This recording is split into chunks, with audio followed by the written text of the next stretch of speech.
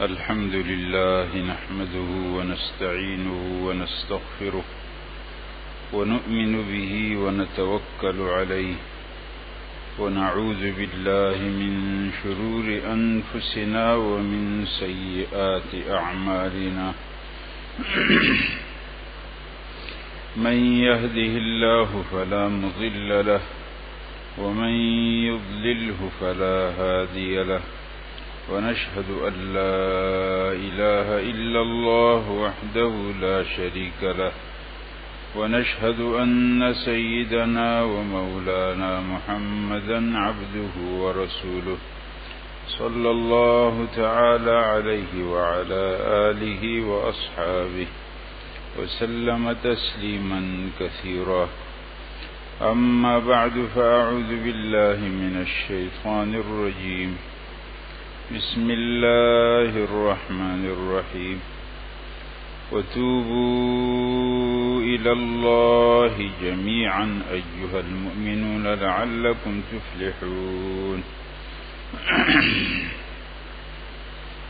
رب اشرح لي صدري ويسر لي أمري واحلل عقدة من لساني يفقهوا قولي سبحانك لا علم لنا إلا ما علمتنا إنك أنت العليم الحكيم اللهم ألهمني رشدي وأعذني من شر نفسي يا لطيف الطف بنا في تيسير كل عسير فإن تيسير كل عسير عليك يسير ونسألك اليسر والعافية في الدين والدنيا والآخرة يا حي يا قيوم برحمتك نستغيث وبفضلك نستعين ومن عذابك نستجير لا تكلنا إلى أنفسنا أو إلى أحد من خلقك طرفة عين ولا أقل من ذلك يا رب صل وسلم دائما أبدا على حبيبك خير الخلق كلهم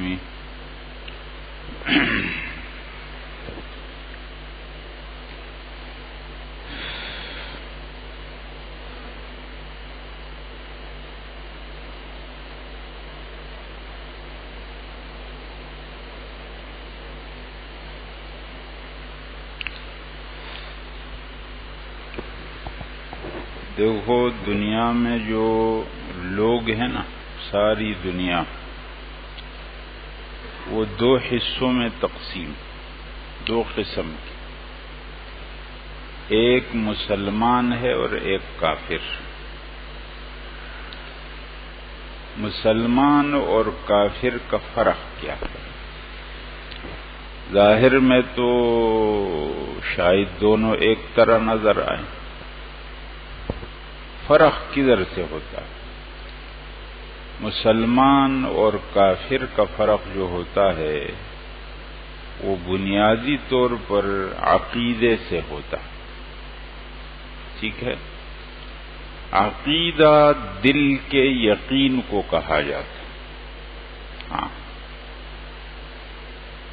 آپ کس بات پر یقین رکھتے ہیں وہ آپ کا عقیدہ ہوتا ہے۔ تو مسلمان اور کافر کا فرق عقیدے میں ہوتا ہے۔ کیا مطلب؟ کیا عقیدہ ہے جس میں فرق؟ دیکھو، مسلمان ہونے کے لیے کچھ بنیادی عقیدے ہیں۔ کوئی بھی آدمی مسلمان بنے گا، ایک تو مسلمان کسی خاندان کا نام تو ہے نہیں، ہے نا؟ یا کسی قوم، زبان، نسل، علاقے، وطن، اس کا نام تو ہے نہیں۔ دنیا کا ہر انسان مسلمان ہو سکتا ہے۔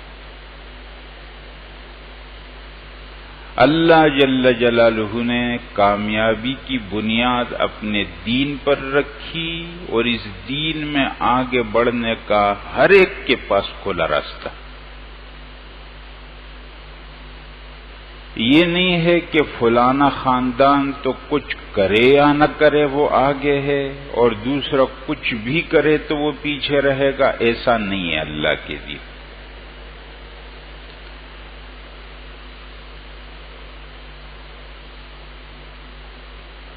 تو اللہ کے اس حق دین میں دنیا کا ہر انسان آ سکتا۔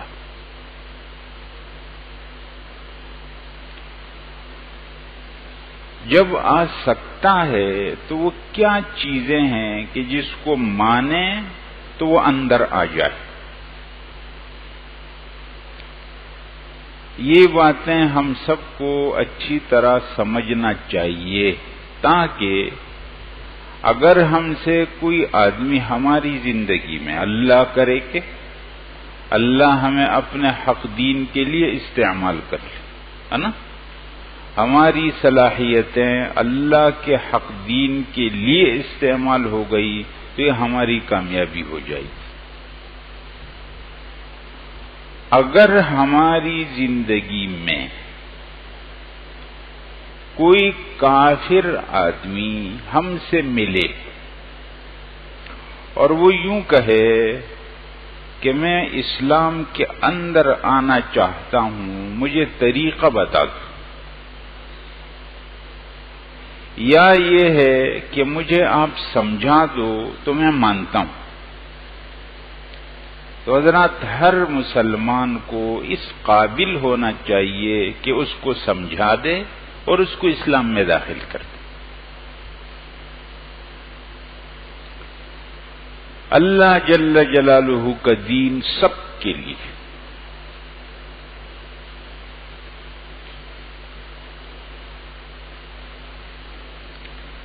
ایک جگہ ہم گئے تھے حضرات، وہاں پر کچھ نئے مسلمان لوگوں کا ایک لوگ جمع تھے، سب نئے مسلمان ہوئے تھے۔ کچھ حضرات ہیں جو اس طرح کا کام کرتے ہیں، تو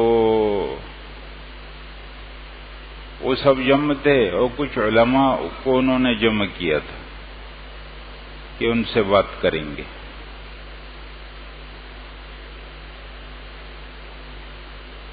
تو اس کے اندر مجھے بھی انہوں نے کہا کہ آپ بات کرو،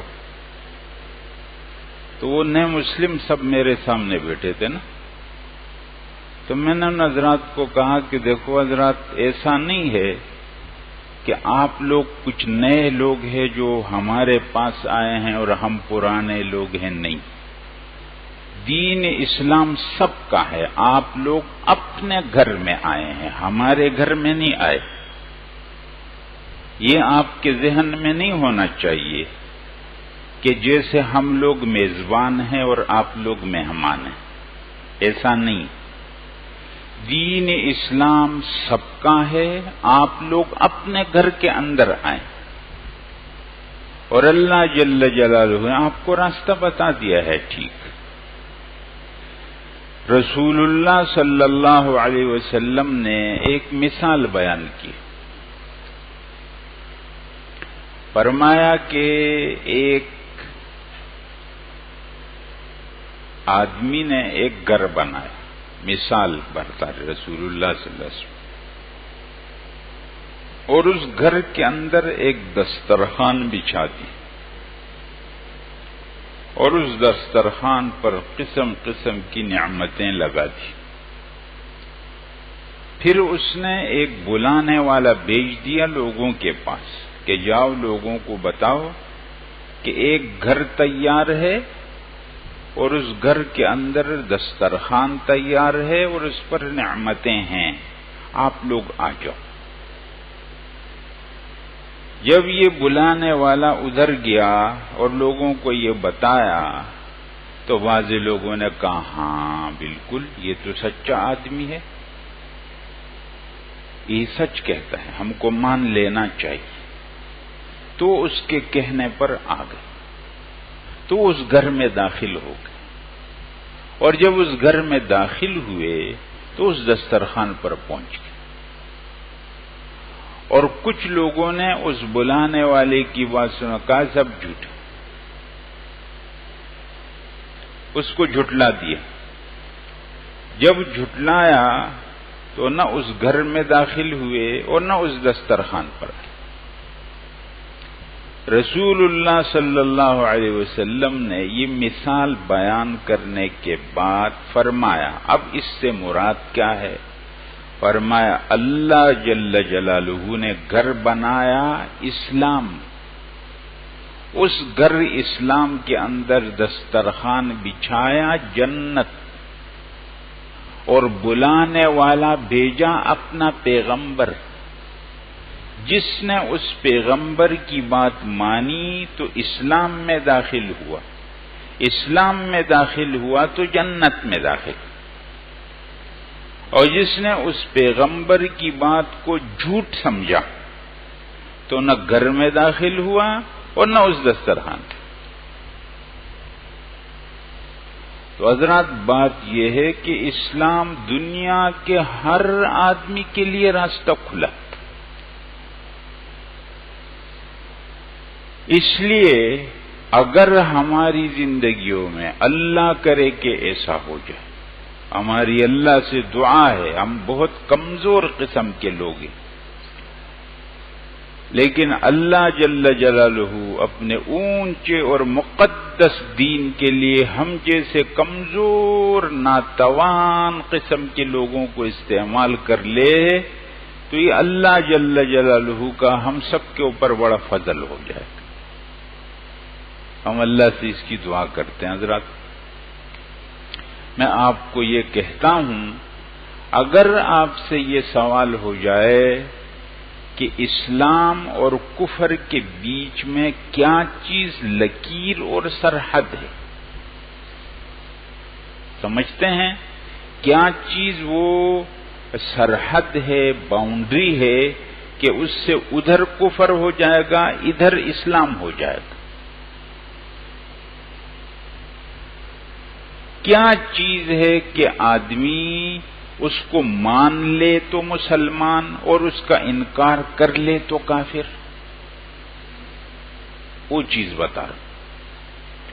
میں نے بتایا نا کہ مسلمان اور کافر کے بیچ میں فرق عقیدے کا ہے، اس کو سمجھ لینا چاہیے، اور عقیدہ دل کے یقین کا نام ہے۔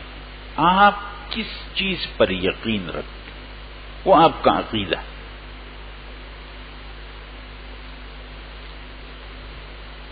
سب سے پہلا عقیدہ ہم سب کا اللہ جل جلالہ کی ذات پر اور اللہ جل جلالہ کی صفات پر یقین، سمجھتے ہیں؟ اللہ جل جلالہ کی ذات پر اور اللہ جل جلالہ کی صفات پر ہمارا یقین ہے۔ اللہ جل جلالہ کی ذات پر یقین کا کیا مطلب ہے؟ اس کا مطلب یہ ہے، دنیا میں کچھ لوگ ہیں جو اللہ جل جلالہ کے وجود کے منکر ہیں، وہ کہتے ہیں یہ کچھ بھی نہیں، یہ دنیا خود بخود ایک دھماکے سے بنی ہے اور خود بخود چل رہی۔ ہم کہتے ہیں خود نہیں بنی، اس کو کوئی بنانے والا ہے، اس بنانے والے کو ہم اللہ کہتے ہیں۔ اللہ کی ذات پر یقین، پھر اللہ جل جلالہ کی ذات پر یقین کے بعد اللہ کی صفات پر بھی یقین ہے۔ کیا معنی ہے؟ آپ مانتے تو ہیں لیکن اس کو کیسے مانتے ہیں؟ اس کو طاقت والا مانتے ہیں یا عاجز مانتے ہیں؟ اس کو علم والا مانتے ہیں یا جس کو پتہ نہیں ہے ایسا مانتے ہیں؟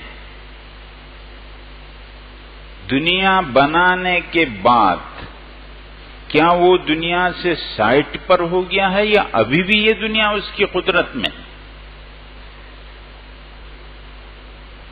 دنیا میں کچھ لوگ ہیں جو یہ کہتے ہیں کہ ٹھیک ہے اللہ نے دنیا بنائی، لیکن بنانے کے بعد اب اس کا اس سے کوئی تعلق نہیں، یہ نظام خود بخود چل رہا ہے۔ اور جب اس کا کوئی تعلق نہیں ہے تو اس کا ہماری زندگی سے بھی کوئی تعلق نہیں ہے، ہم جو چاہیں گے وہ کریں گے،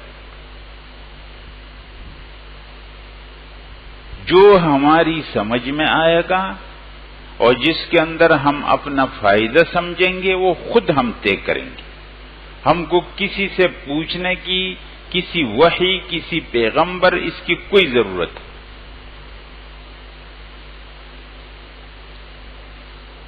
دیکھو ہمارا ایمان ہے، یقین ہے اللہ جل جلالہ کی صفات پر بھی۔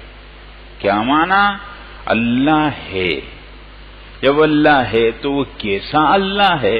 وہ اکیلا ہے، اس کا کوئی شریک نہیں، اس جیسا کوئی نہیں ہے۔ وہ خالق ہے، وہ مالک ہے، وہ عالم ہے، وہ قادر ہے، وہ مدبر ہے، وہ زندگی دینے والا، وہ موت دینے والا، وہ صحت دینے والا، وہ بیمار کرنے والا، وہ شفا دینے والا۔ یہ سب صفات ہمارا یقین ہے کہ اللہ جل جلالہ۔ اگر کوئی آدمی اللہ کو تو مانتا ہے، کہتا ہے میں مانتا ہوں، لیکن ان صفات میں آ کر کے اس کا یقین تبدیل ہو جاتا ہے، معنی اس کا اللہ کی ذات پر تو ایمان ہو گیا لیکن صفات پر ٹھیک ایمان نہیں۔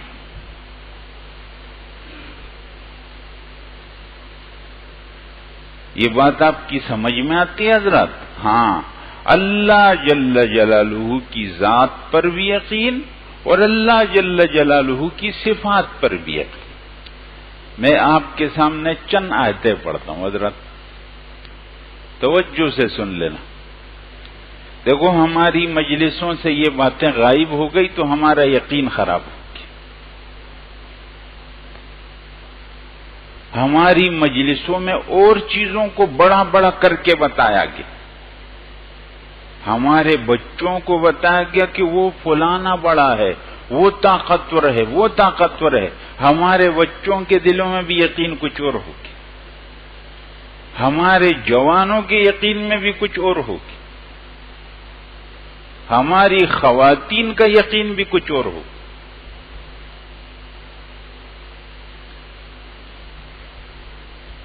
اور مسلمان آدمی اور کافر آدمی کی باتیں آپ سنو تو حضرات آپ کو فرق نہیں نظر آئے۔ فرق پھر کس چیز کا ہوگا جب باتیں بھی ایک ہو گئی، یقین بھی ایک ہو گیا؟ توجہ سے سمجھ لینا حضرات ان آیتوں کو، میں ترجمہ کروں گا آپ کے سامنے، بہت توجہ سے آپ سنیں گے جیسے آپ کی ایک روح کی غذا ہے۔ ہاں،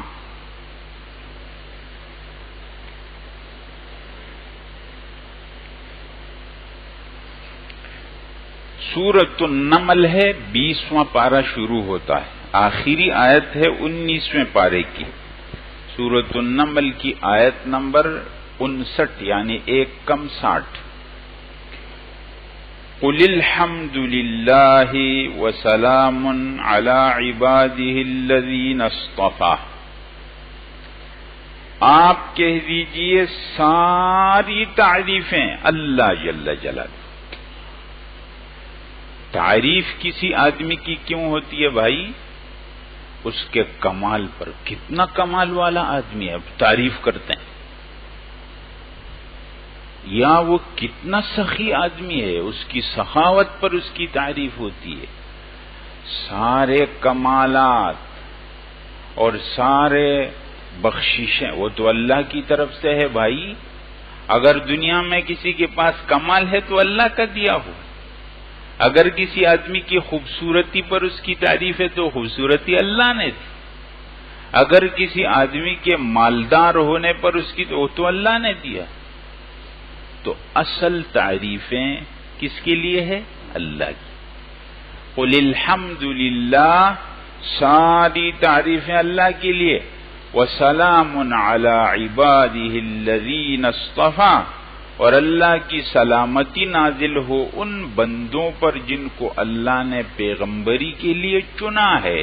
اس لیے پیغمبر کا جو بھی نام ہم پیغمبر لیتے ہیں تو کہتے ہیں علیہ السلام علیہ السلام علیہ السلام. اس آیت کے اندر وَسَلَامٌ عَلَىٰ عِبَادِهِ الَّذِينَ اصْطَفَىٰ، سلام ان بندوں پر جن کو اللہ نے پیغمبری کے لیے چنا. اس لیے علیہ السلام کا لفظ پیغمبر کے ساتھ کہا ہے نا. آگے سنو، اللہ خیر اما یشرکون، اللہ بہتر ہے یا وہ دوسرے معبود خدا جو لوگوں نے بنائے. اللہ کو معبود حق مان لینا بہتر ہے یا جو لوگوں نے اس مخلوق میں کچھ چیزوں کو بڑا بڑا مان کر کے معبود مانا ان کو مان لینا بہتر؟ کیا بہتر ہے؟ اللہ کو مان لینا بہتر ہے یا اللہ کے سوا جو اور شریک مانے ہیں ان کو مان لینا بہتر؟ اس کا جواب میں کہنا چاہیے کہ اللہ بہتر. ٹھیک، اب سن لو آگے. امن خلق السماوات والارض، وہ ذات کہ جس نے پیدا کیا آسمان اور زمین. وَأَنزَلَ لَكُم مِّنَ السَّمَاءِ مَاءً، اور تمہارے لیے اوپر سے اس نے پانی اتارا بارش کی شکل میں. فَأَنبَتْنَا بِهِ حَدَائِقَ ذَاتَ بَهْجَةٍ، پھر پانی برسا کر ہم نے زمین سے نیچے سے تمہارے لیے باغیچے خوبصورت اگا دی. بتاؤ، اوپر آسمان، نیچے زمین، اوپر سے پانی اور نیچے سے نباتات، پودے، خوبصورت پھول، یہ سب کو اگانے والا کون ہے؟ اللہ جل جلالہ. یہ کسی اور نے کیا ہے؟ جب نہیں کیا ہے، ما کان لکم ان تنبتوا شجرہ، تمہارے اندر یہ طاقت نہیں ہے کہ تم اس کے درخت کو اگا دو. حضرات بتا دو، اگر کوئی آدمی زمین کے اندر بیج ڈالے، تخم ڈالے اور زمین اس کو غائب کر دے تو تم کیا کر لو گے؟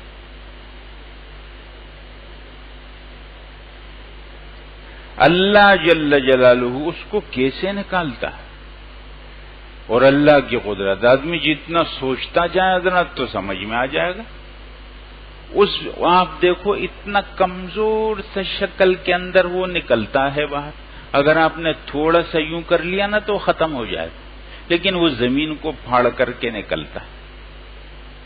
یہ کس نے کیا؟ اللہ نے. اللہ نظر نہیں آتا ہے. لوگ کہتے ہیں، جو دہری لوگ ہیں دنیا کے اندر، کہتے ہیں ہم اللہ کو نہیں مانتے، اللہ ہے کدھر ہے دکھا دو. اللہ نظر نہیں آ رہا. اتنا بڑا آسمان کیسے بنا اور اتنی بڑی زمین کیسے بنی؟ اور یہ پانی کون برسا رہا ہے؟ اور نیچے سے نباتات تو یہ خود بخود ہو رہا ہے. ایک دیہاتی آدمی کو کسی نے کہا تھا کہ تم اللہ کو مانتے ہو؟ اس نے کہا مانتا ہوں، بالکل مانتا ہوں. کہا تم نے دیکھا ہے؟ کہا نہیں دیکھا تو نہیں ہے. تو کہا تم کیسے مانتے ہو؟ جس چیز کو تم نے دیکھا نہیں ہے تو کیسے مانتا ہو؟ تو اس نے کہا دیکھو، آدمی دیکھتا ہے کہ مینگنی پڑی، مینگنی اونٹ کی مینگنی دیکھ کر کے لوگ کہتے ہیں یہاں سے اونٹ گزرا ہے، حالانکہ اونٹ دیکھا نہیں ہے. پاؤں کے نشانات دیکھ کر کے لوگ کہتے ہیں یہاں سے کوئی آدمی گزرا ہے، حالانکہ آدمی کو نہیں دیکھا ہے. اگر ان نشانات سے کسی آدمی کا پتہ چلتا ہے تو اتنا منظم نظام آسمان کا، زمین کا کیا نہیں بتاتا ہے کہ اس کا کوئی بنانے والا، پیدا کرنے والا؟ اللہ فرماتے اِلَٰهٌ مَّعَ اللَّهِ، آسمان کو بنانے والا، زمین کو بنانے والا، اوپر سے پانی برسانے والا، نیچے سے نباتات اگانے والا اللہ. اِلَٰهٌ مَّعَ اللَّهِ، کیا اللہ کے ساتھ کوئی اور معبود اور خدا بھی ہے؟ بولو لا الہ الا اللہ۔ اس آیت کو سن کر جواب میں کہنا چاہیے لا الہ الا اللہ۔ حضرات یہی یقین ہے، یہی مسلمان اور کافر کا فرق ہے بھائی۔ اللہ کی اس کائنات میں رہتے ہوئے کیوں اللہ سمجھ میں نہیں آ رہا، اور اللہ کی اتنی عظیم قدرت کو دیکھتے ہوئے پھر کیوں ہم چھوٹی قدرت والے کو اللہ سے بڑا سمجھ لیتے ہیں؟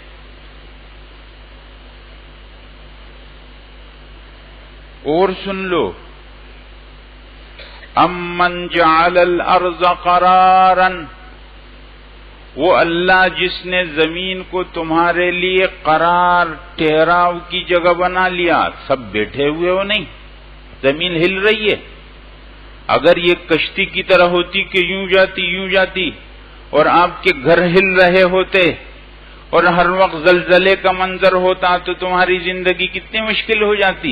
یہ زمین کس کے حکم سے ٹھہری ہوئی؟ امن جعل الارض قرارا، جس نے زمین کو بنایا ٹھہراؤ، اور وجعل خلالها انہارا، اور اس زمین کے بیچ میں اللہ نے نہریں بنا دیے، تمہارے پانی کا اللہ نے نظام بنا دیا، پانی کی نہریں چل رہی، جہاں سے تم زمین کھودو گے وہاں سے پانی نکل جائے گا۔ میٹھا پانی الگ اس کی لائنیں چل رہی ہے، کھارے پانی کی الگ چہرے چل رہی ہے، نظام پورا۔ اور وَجَعَلَ لَهَا رَوَاسِيَ، اللہ نے زمین کے اوپر اتنے بڑے بڑے پہاڑ رکھے ہیں۔ یہ پہاڑ اتنے طاقتور، یہ کس نے لا کر کے رکھ دی؟ یہ کون سے کرین سے لا کر کے رکھے کسی نے؟ ان پہاڑوں کو اٹھانا رکھنا یہ کس نے کیا ہے؟ اس پر کچھ سوچو تو صحیح۔ ان پہاڑوں کے رنگوں کو دیکھو، کہیں پر دیکھو تو لال پہاڑ، اس پورا اتنا لمبے پہاڑ کو یہ لال کلر کس نے کر دیا؟ کہیں پر دیکھو تو بالکل کالے پہاڑ کا سلسلہ چل رہا ہے، کہیں پر دیکھو تو سفید پہاڑ چل رہے ہیں، کہیں پر دیکھو تو ہرے پہاڑ چل رہے ہیں۔ بھائی یہ کون ہے؟ یہ کس کی خدائی چل رہی؟ کیوں نہیں سمجھ میں آتا؟ ہم لوگ کیوں گمراہ ہو جاتے ہیں؟ کیوں کسی اور کو کچھ سمجھ لیتے ہیں، بھٹک جاتے ہیں اللہ سے؟ اور سن لو، وَجَعَلَ بَيْنَ الْبَحْرَيْنِ حَاجِزًا، اللہ نے دو دریاؤں کے بیچ میں رکاوٹ ڈال دی۔ آپ کو معلوم ہے حضرات کہ دنیا کے اندر جو نظام ہے، کچھ کھارا پانی ہے، نمکین پانی ہے سمندر کا، دریاؤں کا پانی جو ہے وہ میٹھا ہے، نہروں کا میٹھا ہے۔ یہ پانی نیچے زمین کے اندر بھی یہ سب چیزیں چل رہی ہیں، آپس کے اندر مکس نہیں ہوتا ہے کہ وہ کھارا ادھر آ گیا سب پانی کھارا ہو گیا، نہ، میٹھا میٹھا چل رہا ہے، کھارا کھارا چل رہا ہے۔ یہ کون ہے ان کے بیچ میں رکاوٹ ڈالے؟ اللہ کی قدرت نظر نہیں آتی؟ سبحان اللہ، اللہ کی کتنی طاقت! اِلَٰهٌ مَّعَ اللَّهِ، کیا اللہ کے ساتھ اور بھی کوئی معبود ہے؟ اتنے عظیم طاقت والے اللہ کے ساتھ پھر بھی لوگ اتنے چھوٹے چھوٹے عاجز چیزوں کر اس کے برابر سمجھ لیتے ہیں۔ بل اکثرہم لا، اکثر لوگوں کو پتہ نہیں ہے۔ حضرات اور سمجھ لو، اللہ جل جلالہ کیسے سمجھا؟ ہمارا یقین کیوں غلط ہو جاتا ہے؟ ہم لوگ دنیا کی چھوٹی چھوٹی چیزوں کو کیوں خدا سمجھ لیتے ہیں، اور اس کی بڑائی کی باتیں ہم شروع کر دیتے ہیں، اور لوگوں کو بھی قائل کرنا شروع کرتے ہیں کہ نہ اس کو بڑا مانو، اور جب کوئی اللہ کی بات کرنے لگے گا تو کیسے باتیں کرتے ہو، دنیا کہاں پہنچ گئی اور آپ کیا بات کر رہے ہیں؟ لوگوں کو الٹی پٹیاں پڑھائے۔ اللہ جل جلالہ کی یہ بات حق ہے، یہ حق ہے، اور جو لوگوں کی باتیں ہوتی ہیں فلسفے، وہ سب گمان ہے، یہ یقین ہے۔ اور سن لو حضرات، امن یجیب المضطر اذا دعاہ، وہ ذات جو کسی مجبور کو جواب دیتا ہے جب وہ اس کو پکارتا ہے، وہ کون ہے؟ جب دنیا کے سارے سہارے ٹوٹتے ہیں اور آدمی بالکل بے سہارا، لاچار، اکیلا، تنہا، بے بس ہو کر پکارتا ہے، اے اللہ میری مدد فرما، مجھے سب نے چھوڑ دیا، میں اکیلا رہ گیا ہوں، اس وقت وہ اللہ اس دعا کو قبول کرتا۔ ایسے لوگ جن کو ڈاکٹروں نے کہا ہمارے پاس تمہارا کوئی علاج نہیں ہے، وہ ٹھیک ہو گیا۔ حضرات، ڈاکٹروں کا پینل بیٹھا اور سب نے یہ فیصلہ کر دیا کہ یہ مریض آدمی چند دنوں میں مرے گا۔ ہمارا میڈیکل یہ کہتا ہے، ہمارا تجربہ یہ کہتا ہے، وہ سب پینل مر گیا اور مریض ابھی تک زندہ ہے۔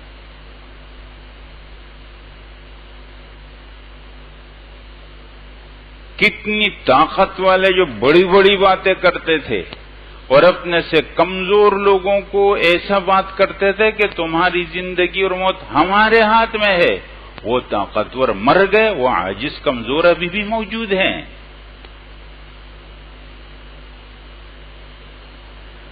کون ہے جو مجبور آدمی کی دعا کو قبول کرتا ہے جب وہ اس کو پکارتا ہے اور تکلیف کو ہٹا دیتا ہے اور تم کو زمین پر آباد کرتا ہے؟ کیا اللہ کے ساتھ کوئی اور معبود ہے؟ لا الہ الا اللہ۔ بہت تھوڑا تم سمجھتے ہو۔ اور سن لو، امن یہدیکم فی ظلمات البر والبحر، جو بر اور بحر، خشکی اور سمندر اور دریاؤں کے اندھیروں میں تم کو راستے بتاتا ہے، اور جو ہوائیں چلاتا ہے، باران رحمت سے پہلے خوشخبری کے لیے ٹھنڈی ہوائیں چلتی۔ آپ دیکھتے ہیں کیسی گرمی ہوتی ہے، سخت، لوگوں کا پسینہ چھوٹ رہا ہوتا ہے، اتنے میں نرم سی ہوائیں چلتی ہیں اور یوں ہو جاتا ہے جیسے پوری فضا کے اندر جیسا اے سی لگ گیا ہے۔ یہ کون ہے جو اتنی تبدیلیاں فوراً لاتا؟ اللہ کی قدرت سمجھ میں نہیں آتی پھر بھی؟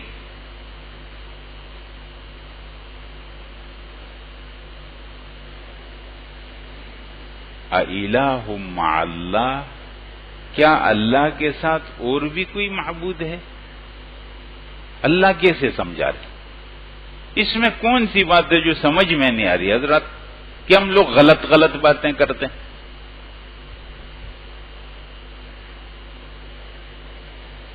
تعالی اللہ عما یشرکون، اللہ جل جلالہ ان تمام شریکوں سے بہت بلند و برتر ہے جس کو لوگ شریک بناتے ہیں، وہ تو پہنچ ہی نہیں سکتے اللہ تک۔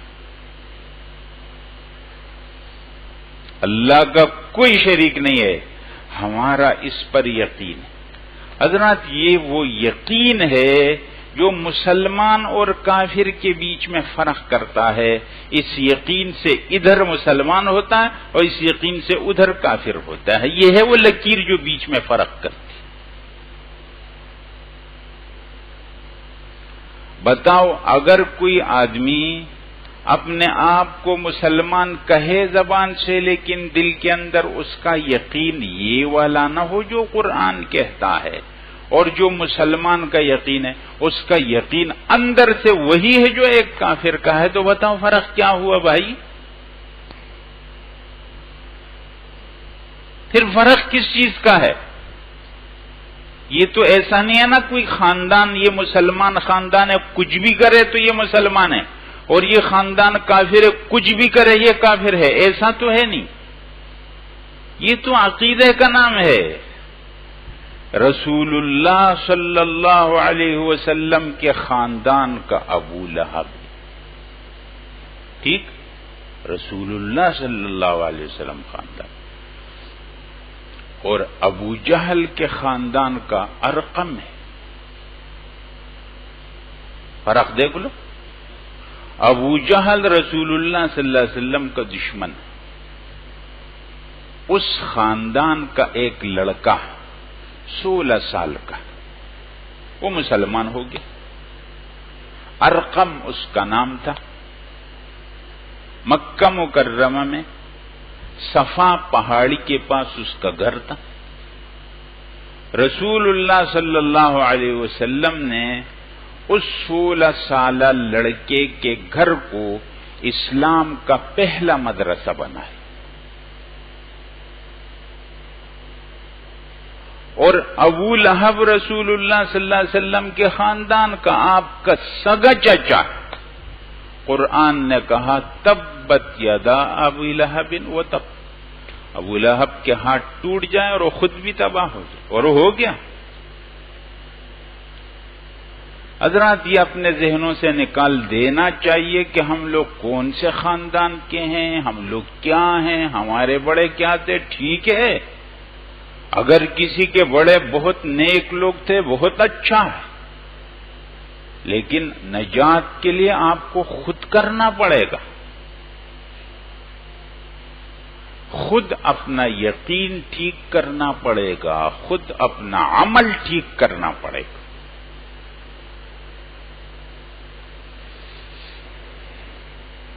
اور سن لو حضرات، امن یبدأ الخلق ثم یعیدہ، وہ ذات جو مخلوق کو پہلی بار پیدا کرتا ہے اور پھر دوبارہ پیدا کرتا ہے۔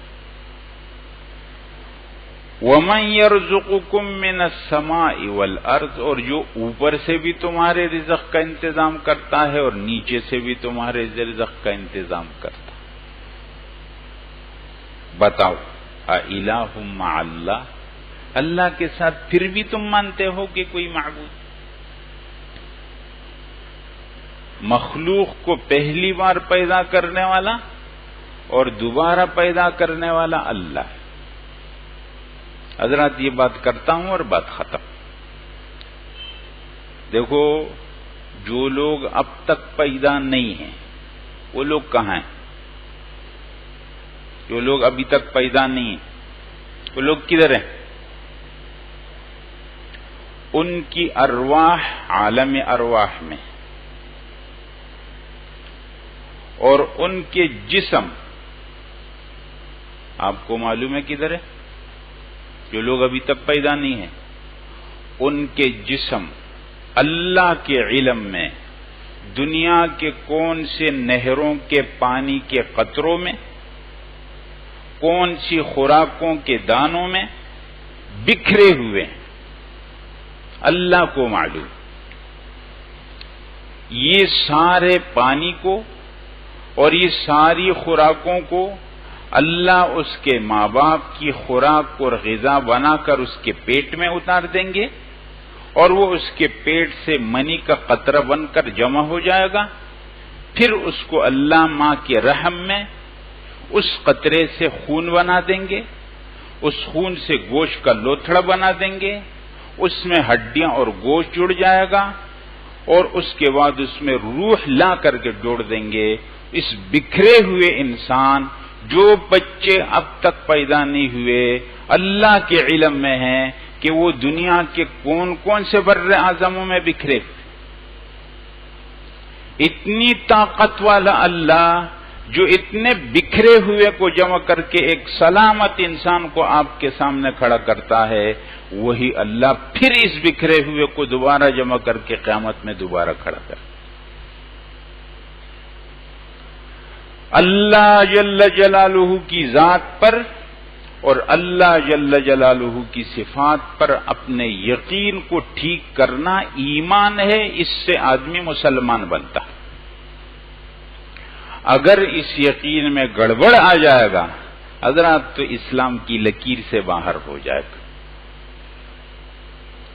اپنا یقین بھی ٹھیک کرنا ہے، اپنے بچوں کا یقین بھی ٹھیک کرنا ہے، اپنے خواتین کا یقین بھی ٹھیک کرنا ہے، سب کا یقین ٹھیک کرنا ہے، اور پوری دنیا کو اس یقین کا پیغام دینا ہے۔ ہم کو خود نہیں گمراہ ہونا ہے کہ وہ گمراہ والی فکر ہم لے لیں، ہم تو دنیا کو ٹھیک یقین بتائیں گے، ہم کیوں گمراہ ہو جائیں؟